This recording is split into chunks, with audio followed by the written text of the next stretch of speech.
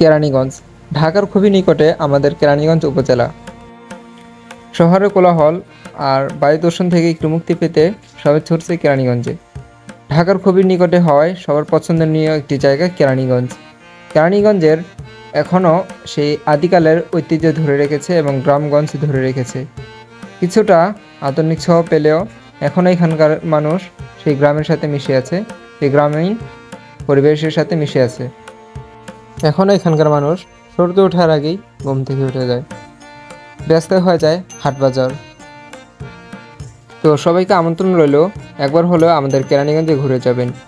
আর হ্যাঁ, একটা কথা বলি, অবশ্যই কৃষক ভাইদের জমি দখল করবেন না বা হাউজিং প্লট তৈরি করবেন না।